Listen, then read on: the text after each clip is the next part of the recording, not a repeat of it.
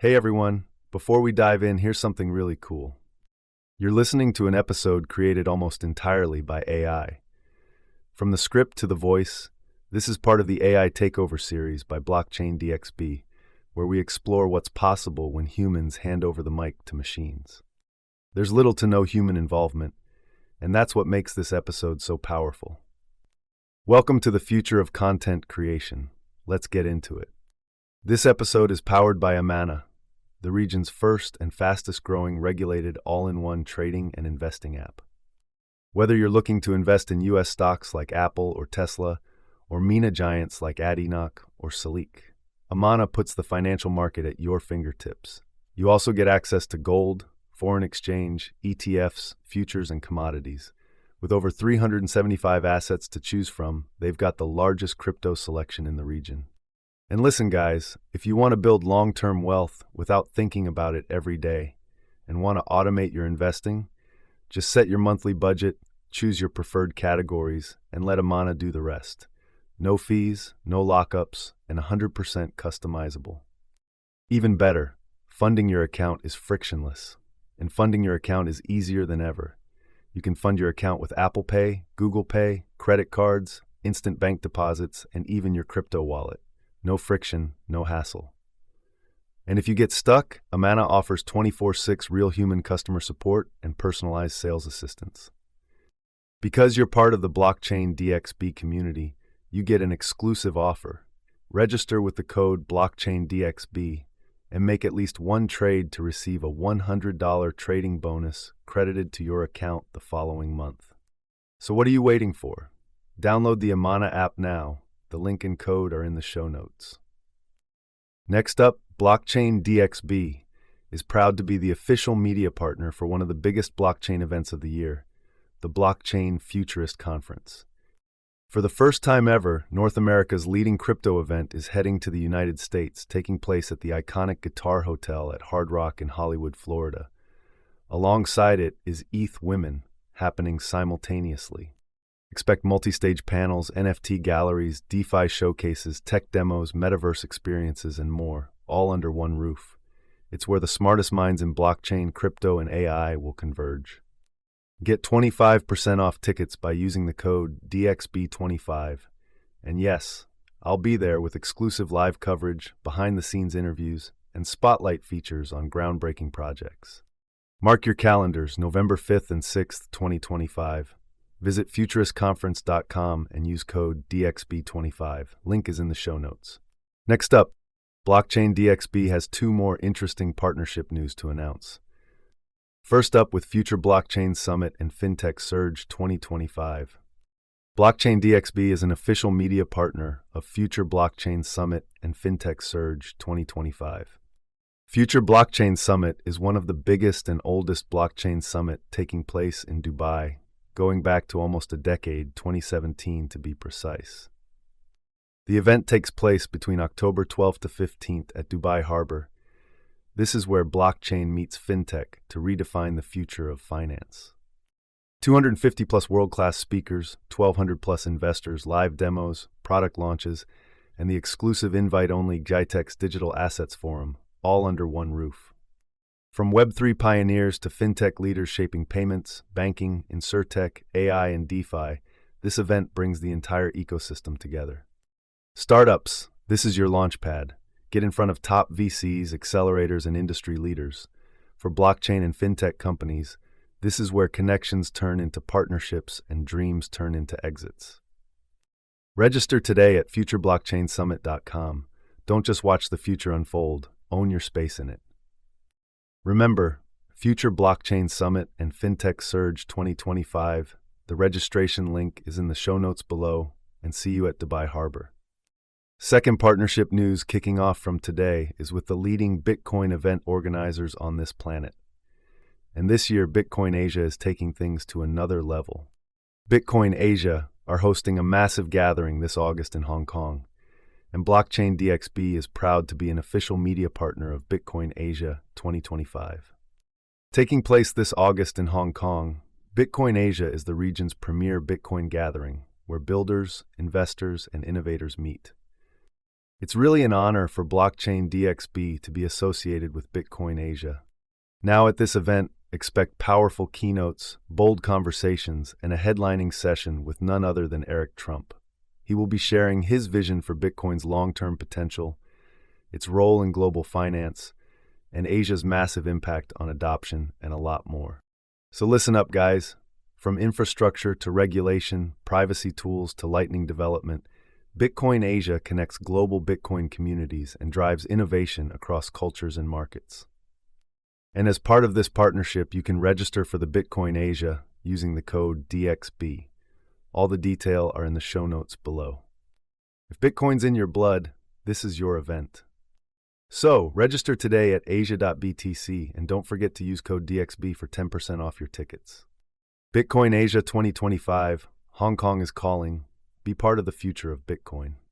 Next up, Advanced Media is the largest distributor of professional video, photography, cinema, and broadcast accessories in the Middle East. They represent over 100 major brands, including DJI, Hasselblad, Red, and Rode. The mic I'm using to record this? Sponsored by Advanced Media. But what really sets them apart is their commitment to purpose. People, planet, and prosperity. That's not just branding, it's their actual business model. They've partnered with SAE Institute in Dubai to offer scholarships to students pursuing a bachelor's degree in filmmaking, each worth AED 50,000. They also run regular workshops, training programs, and tech showcases across the region. For more info, visit amt.t, that's amt.tv. Finally, let's talk about something every crypto investor should take seriously: security. And that's where Ledger comes in. Ledger is one of the most trusted names in crypto security. Their hardware wallets, like the Nano S Plus and Nano X, keep your assets safe by storing your private keys offline. That means you're protected against hacks, malware, and phishing attempts that can compromise online wallets. The company is headquartered in Paris and is constantly innovating. Their team works with world-class security researchers and regularly tests their own products for vulnerabilities. It's why Ledger wallets are used by millions around the world. Using a hardware wallet isn't just smart, it's essential. If you're serious about crypto, it's time to stop relying on centralized exchanges or browser wallets. Click the link in the show notes to order your Ledger wallet and support this podcast at the same time.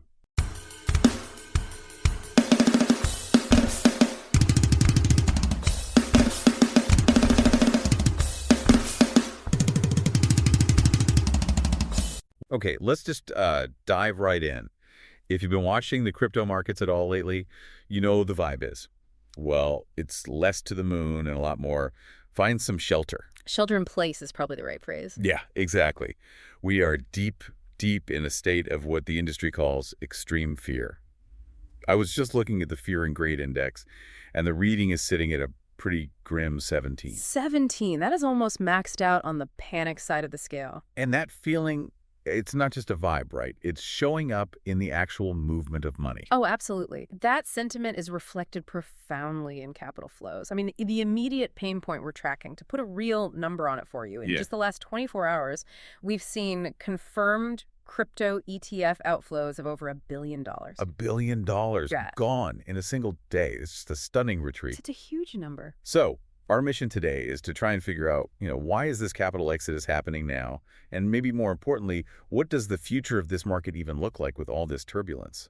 We're going to connect the dots between this massive market volatility, the cautious moves from the U.S. Federal Reserve, the push for institutional regulation, and then some really surprising global adoption stories from, well, everywhere. Dubai, the Maldives. It's a real mix. So let's start by setting the scene with the hard numbers, because they are pretty frightening. Lay it on us. Okay, so just 2 weeks ago, the global crypto market cap was sitting much, much higher. Today, it's down to about $3.2 trillion.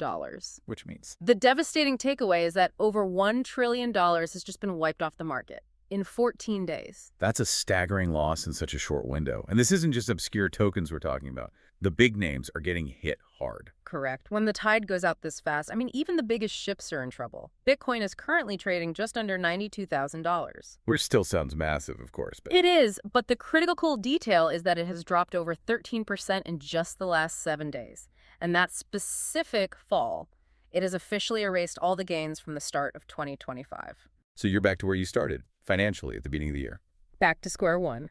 And Ethereum is nearing that psychological $3,000 mark. It's trading right at $3,004, down over 15% in a week. The psychological damage there is huge. Okay, let's drill down into that billion-dollar outflow. Where specifically did that cash get pulled from? The majority, as you might guess, came from Bitcoin ETFs. That accounted for about $867 million in outflows. Okay. Ethereum ETFs saw big withdrawals too, around $260 million walking out the door. But here's the one tiny kind of fascinating countertrend. Solana ETFs, they actually saw a small inflow of about 1.5 million. It's barely a ripple, I know, but it shows there are still some pockets of, let's call it speculative interest, even in the middle of a mass sell-off. What really stands out to me in the source analysis is this liquidity warning. It's not just that people are selling, it's Tanasache. Yes. It's how they're selling, Yeah. the stablecoin volume thing. This is absolutely crucial. You have to look at the relationship between the low stablecoin volume. Tether is sitting around $160 billion, and compare that to the really high Bitcoin trading volume, which is about $95 billion. So normally people sell into stablecoins first to wait things out. Exactly. But this imbalance, it suggests they're bypassing that step entirely. They are actively selling crypto and converting it directly back into traditional fiat. Dollars, euros, you name it. It's a cash-out sprint. It is the definition of a cash-out sprint. It's not rotation within the crypto world. It's a wholesale flight from risk. And as we talk about panic, we have to touch on the political backdrop that the sources noted. Regulatory uncertainty, I mean, that's always fuel for the fire. That's right. You had that long Democrat-led U.S. government shutdown over 40 days, which really disrupted the flow of key financial data. A vacuum of information. Investors hate that. They do. And on top of that, the source material asserts a pretty widespread view among crypto investors. They generally favor the Trump administration. The analysis points back to his win in November 2024, which coincided with Bitcoin hitting $94,000. So the hope, or the theory, is that a new administration means faster ETF approvals. Faster approvals and, crucially, giving the CFTC clear regulatory authority. That's seen as a huge stabilizing force for the industry. So yeah, political friction and regulatory limbo are massive anchors on confidence right now. That really helps put that fear index reading of 17 into perspective. Okay, let's pivot. Let's talk about the biggest lever in the global economy, U.S. monetary policy. We've got analysis on Fed Vice Chair Jefferson's recent speech. How does the Fed see the world right now? Cautiously. Their assessment is very, very cautious. Before the shutdown, the U.S. economy was actually on a pretty good track for moderate, predictable growth. And now? Now the indicators are all mixed up. The outlook is way less clear. On the plus side, the labor market is finally showing signs of cooling off, which is a good deflationary signal. Right, less wage pressure. Yeah. But the Fed has a dual mandate, jobs and inflation. So what's the sticking point? Inflation. It's totally stalled. It's still stuck near 3%. And that's mainly because of these tariff-related pressures keeping import costs high. So you have the job market doing what they want, but inflation just refuses to budge. And based on this mixed bag of data, the Fed has already made one move. Exactly. At the last FOMC meeting, they cut interest rates by 25 basis points, so 0.25%. And this is where we have to shift from just reporting to, asking, so what? How does this cautious policy ripple through crypto? This is where it gets really interesting. Okay, let's start with the obvious one, the rate cuts. Cheaper money should be good for risk assets like crypto, right? That's the textbook analysis, yes. Lower rates are generally a green light, but you have to ask the critical question. Is a single 25 basis point cut enough to overcome $1 trillion in losses and an extreme fear reading? Probably not. No. The market is waiting for a commitment to a cycle of cuts, not just a one-off tweak. Right. What about the other big lever they have, the balance sheet? This is so important. The sources noted the Fed is ending its balance sheet runoff. For anyone who isn't a finance expert, that just means the Fed is reducing the overall stress on the market. They're signaling stability. Yes, exactly. They're making sure a sudden liquidity shock, where cash just vanishes from the system, is much less likely. And that predictability is fantastic for any asset class, but especially for crypto, which is so sensitive to liquidity. Okay, now for the conflicting signals. Let's talk about inflation. If it's stalling near 3%, Doesn't that actually feed into the long-term Bitcoin narrative, the whole digital gold argument? That is precisely the argument. Sticky inflation makes Bitcoin really appealing as a hedge. If you think the dollar will keep losing 3% of its value every year, holding a hard-capped asset makes a lot of sense. But the Fed's caution, because of that inflation, is the short-term problem. Their caution means they won't unleash some huge monetary stimulus, which is the rocket fuel a crypto rally would need right now. So the long-term view is positive, but the short-term is constrained. And what about the job market? It's cooling. I can see two totally different ways this could play out. The first one is negative for crypto. People feel insecure. They pull back on speculative investments. That's the immediate logical conclusion. It's a drag on retail adoption. But here's the critical counterpoint the market is watching. Which is? What if the job market's cooling turns into a rapid decline? If unemployment spikes, the Fed's focus would immediately switch to saving the economy from a recession. They'd be forced to cut rates way more aggressively. Think a dramatic 50 basis point cut. An emergency cut. That would be a massive injection of stimulus. Massive. And that would be hugely positive for all risk assets, crypto included. It would just override the short-term fear. So the cooling job market is the ultimate mixed signal. A little cooling is bad for sentiment, but a lot of cooling could force an intervention that triggers a huge rally. So what this tells you, our listener, is that the Fed is just going meeting by meeting. There's no clear path. And since crypto markets hate uncertainty more than anything, it just cranks up the short-term volatility. Traders will react violently to every single new report. Okay, let's switch gears. Let's move from the macro picture to the institutional structure. While the Fed is being cautious, traditional finance is laying down some huge rails for crypto adoption. Yeah, we're seeing these new, highly regulated derivatives products launching. They're trying to bridge that gap between Wall Street and crypto.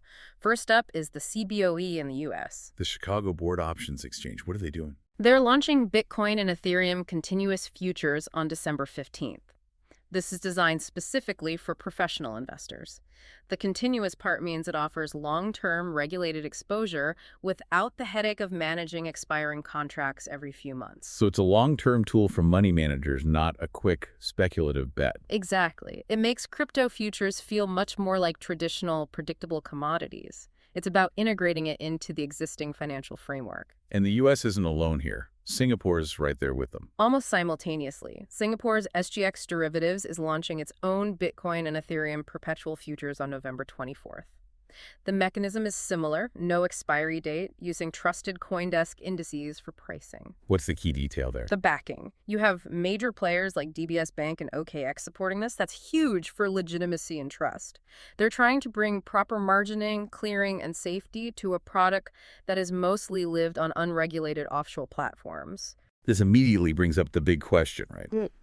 Will these new complex products increase or decrease volatility? I mean, aren't you just inviting bigger whales to push the prices around? In the short term, absolutely. You should expect more volatility. These big institutions don't just dip a toe in.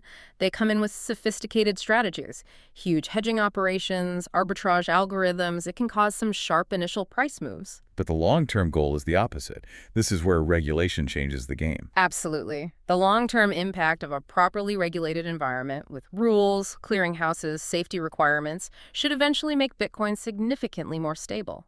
It reduces the risk of manipulation, and most importantly, it attracts the really big conservative money.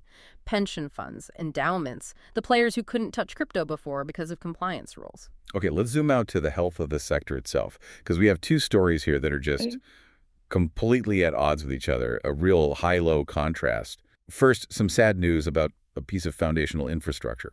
Yes, the closure of DappRadar. And this wasn't some minor project. It tracked decentralized apps for over 7 years. It was backed by serious VCs like Tim Draper. It was a core utility for the ecosystem. And why did they shut down?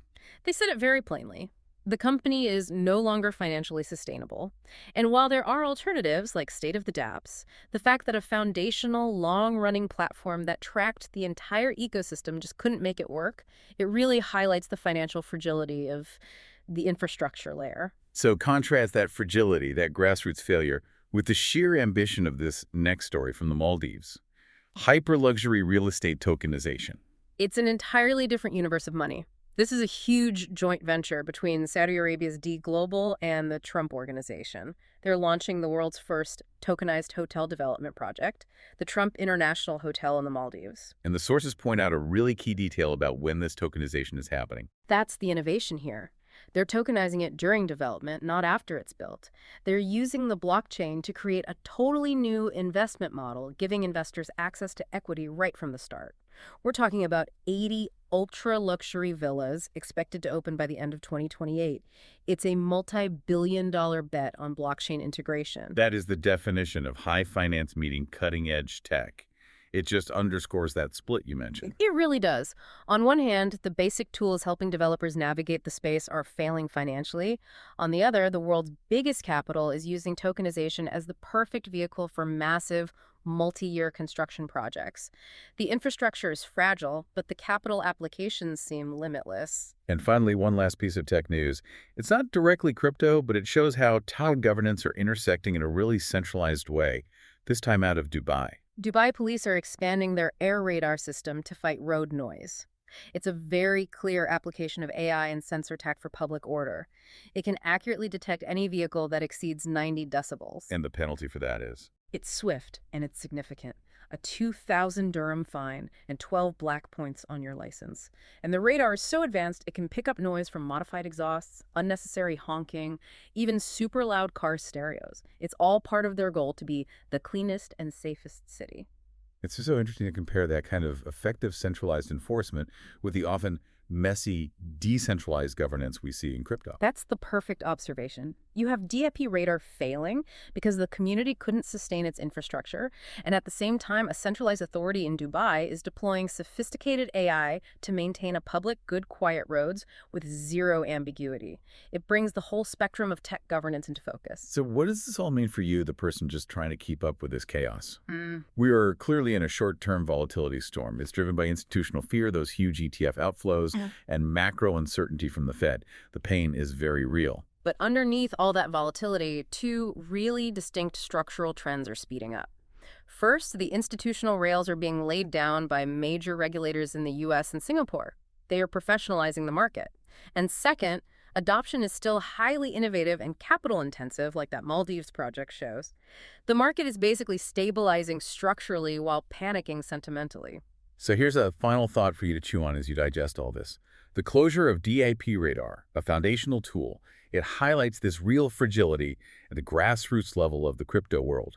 Yet at the exact same time, global titans of real estate are launching these massive, multi-billion-dollar tokenized projects. It raises a huge question about the future of this technology, doesn't it? It does.